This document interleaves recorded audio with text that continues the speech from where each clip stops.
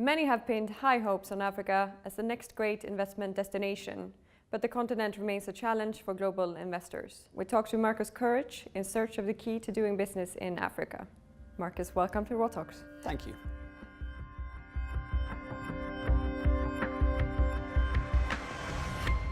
For the untrained, there is a perception that local politics and local customs in Africa are simply too complex. What general advice do you give to prospective investors? General advice around managing stakeholders is no different to any other part of the world. You need to be very clear on who your stakeholders are, and you need to manage a proactive dialogue. That involves both listening and talking. That's key to doing business in Africa, where relationships are critical to success, but it's a practice that should inform the operations of mining companies in particular, wherever they operate in the world.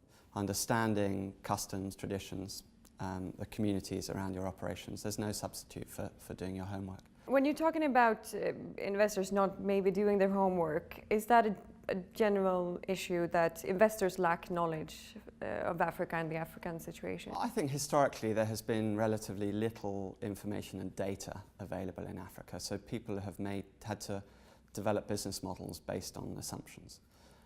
So we've heard the big headline statistics, the billion consumers across the continent, the phenomenal growth, particularly youth population growth, the infrastructure deficit, the proliferation of digital technologies. All of these things are frankly just headlines, and you've got to dig deeper to understand what's the application of your specific business model in those markets, what nature that needs to take. You have argued that, and I quote, firms must proactively engage with governments to build understanding of their business models. Are you saying that success in Africa requires a more bullish approach than in, say, Europe? I'm not sure I'm saying a more bullish approach. I'm saying that there's requirement for a deliberate and proactive dialogue with all stakeholders, whether they be the regulator, your suppliers, your employees, your shareholders, the community. And that proactivity is something that is often deficient. And what I have observed is that where companies are, as I say, proactive in articulating their business model to their key constituents, and those key constituents have an understanding and an affinity with that business model and can see how that business model creates shared value for them and for the other stakeholders. And that is the essence of building a sustainable operating environment for your business. And is it talking directly to government, if we do focus on that group, maybe using informal channels even? Political classes tend to have relatively short tenures in office. So they are, if they're good people in those jobs, they are really hungry to understand how those businesses in their sectors operate so that they can put in place the most conducive regulation to deliver value for all of those constituents. So dialogue shouldn't be a problem. There are obviously isolated cases where you've got an assertive, aggressive regulator who isn't interested in listening. Hopefully those are fewer and far between today. This engaging directly with politicians, it's a bit of a dangerous territory. Where do you draw the line? I don't see it as dangerous at all. I mean, I see the future, if we're to realise development, then there needs to be collaboration between the public sector, private sector and civil society. There is no escaping that. So this notion that you can have development that's public sector led or that's private sector led or that doesn't involve community and civil society is a complete misnomer. And I think if we look back at some of the development challenges that continue to persist in society today, they have proven that unless you have a collaborative approach to addressing these challenges, you'll be no better off 50 years down the track. Let's look at oil production in the Niger Delta, copper production in the Zambian copper belt. These are communities that 50 years after the resource was first found are still impoverished, still tackling real development challenges. And by and large, because there hasn't been a concerted and collaborative approach from all actors in society to address the development deficit. Building on this discussion, how prevailing are corruption practices in the continent? It's a sensitive issue. I think it's a prejudice. I think that the corruption in Africa is no worse than other regions of the world. I've often starts with an assessment on behalf of some of our clients to show them the exact correlation of corruption between a market that they're heavily invested in and their prejudices, frankly, towards certain jurisdictions in Africa. It's a bias and a prejudice that African nations have to contend with. So it comes back to that lack of knowledge that we talked about earlier. I've been working in Africa now for almost 20 years. 14 years ago, I founded a magazine specifically to help reveal what I saw as the investment opportunity in Africa. And that was because there was a deficit of information available. That has improved quite dramatically over the last decade. So you've seen international news organizations devoting more money, more journalists to covering the continent from an economic and business standpoint.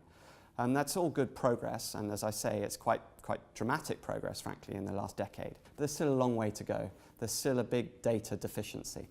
I think that with the advent of new technologies and digitization of so many sections of industry in our societies, that we're soon going to see a lot of that data gap filled, which is good news for Africa.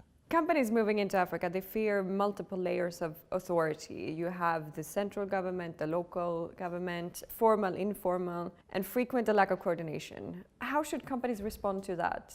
I think you make a really interesting point. I think it's incumbent upon an investor, an operator, to manage every layer of stakeholders, whether they be grassroots right up to the apex of decision making in the State House.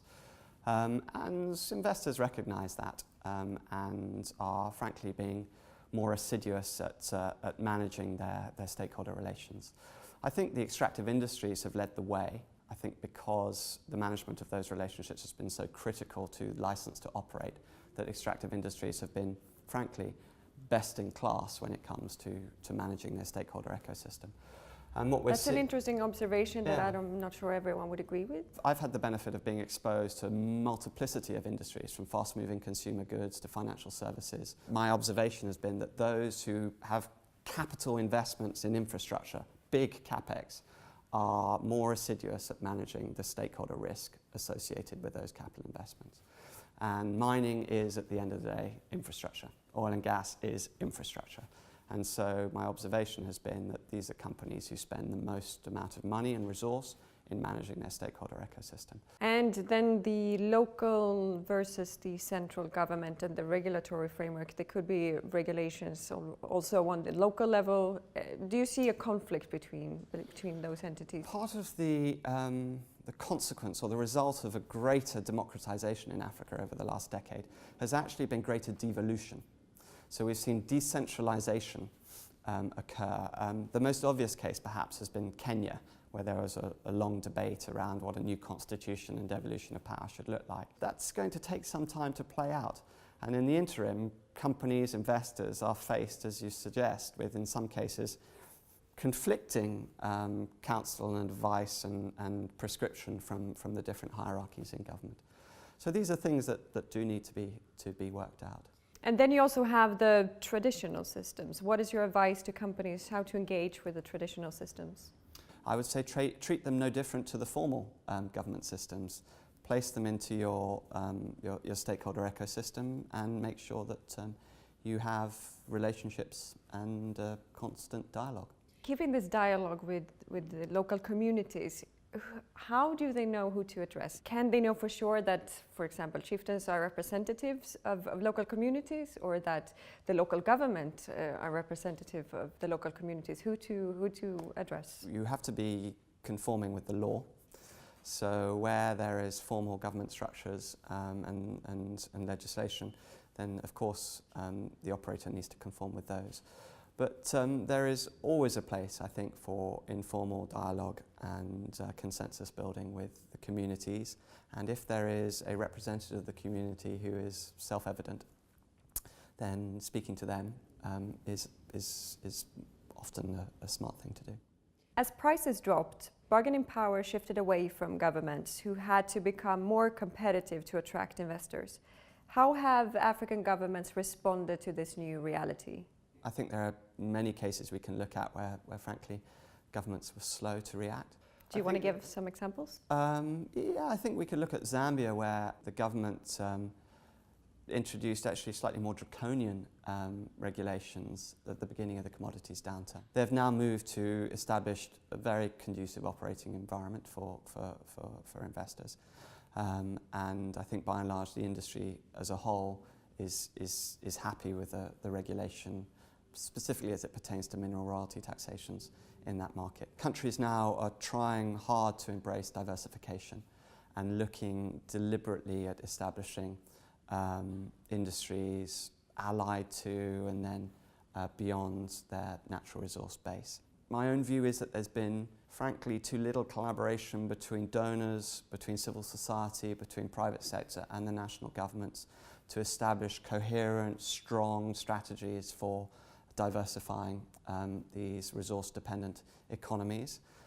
That's what's required, and I hope that we will see certain successes over the course of the next few years where we see the birth of new industries. I think specifically of agriculture in Nigeria, where there is huge potential and which has been largely unexploited or underexploited because the economy has been so dependent on largesse from the oil industry.